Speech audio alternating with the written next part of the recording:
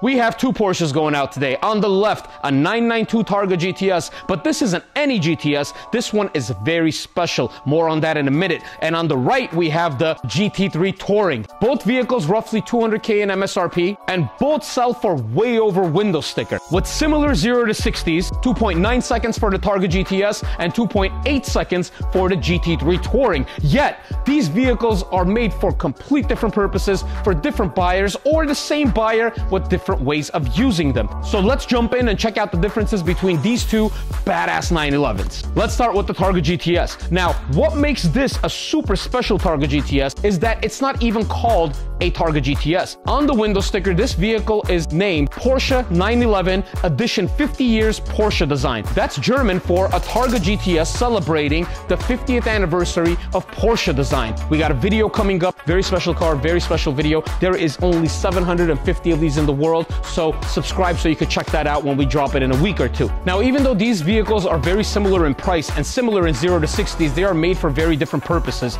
The Targa GTS in the 50th anniversary trim has an MSRP of roughly $200,000. I believe this one was 212 grand, and they sell for way over window sticker. There's only 750 of these, so they are numbered vehicles and they are very hard to get your hands on. The GT3 also a 200K window sticker. I believe this was sitting at about 198, yet sells for about 100 grand over window sticker. So very similar MSRPs, roughly 200K, very different vehicles. The Targa GTS is a rear engine, all-wheel drive, two-door Targa. The GT3 is a rear engine, rear-wheel drive, two-door coupe. But with different power plants, the Targa GTS runs a 3-liter twin-turbo flat-6 engine with a red line of 7,500 RPM. Not bad for a twin-turbo engine. However, the naturally aspirated 4.0 in the GT3 has a red line of 9,000 RPM, and that's so much more fun, especially if you're familiar with how a GT3's engine responds to your throttle input and how sharp and specific it is and how you feel like a race car driver when you're in these things.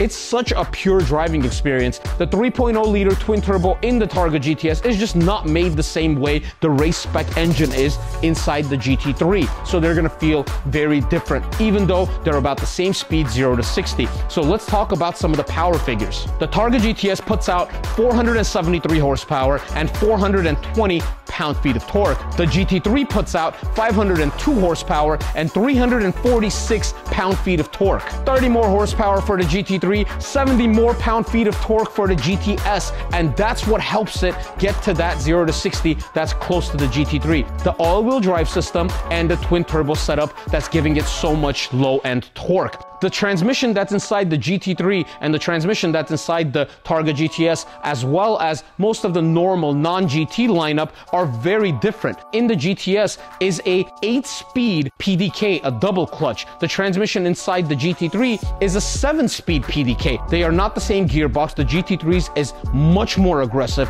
much more race-oriented. Even the shifters are different in the GT cars versus the normal 911s. Now for the biggest difference between these two vehicles, the weight. We know the GT3 is made as a track car. It's made as a hardcore sports car. Even though it's not an RS, it's still a GT3. So it's reduced in weight as much as possible without going into GT3 RS territory. So this GT3 Touring has a weight of 3,150 pounds, while the Targa GTS has a weight of 3,737 pounds. That's almost a 600-pound difference between these two vehicles. That is a lot of weight. So even though both of them are about 200K, it's a different buyer, and the people that buy the Targa are the ones that don't want to sacrifice that beautiful Porsche silhouette for a full-blown convertible, which, you know, cuts the roofline and it changes a good amount. So a Targa is the perfect compromise. You still get some hair in your wind. You still get some wind in your hair while retaining that beautiful silhouette of the Porsche with the glass back end, and how the Targa looks with that bar, the B-pillar bar that goes across, is just gorgeous. It's a special character. So it's super exciting to drive. It's very fun. It sounds very good. Not as good as that, but it sounds incredibly good. Perfect vehicle as a daily driver. You could live with this thing as a daily. The GT3, however, is more of a track-focused vehicle. You take this to the racetrack, you take this to the canyons, you drive it on the weekends. It's a point A to to point A type of vehicle. You take it for a drive, you bring it back home. However, this is a GT3 Touring, and the Touring is much more of a livable vehicle. Now, you could build up a Touring to be a hardcore GT3, or you could build up a Touring to be your daily driver. And the reason my boy bought a GT3 Touring is because he's not going to use it as a weekend toy.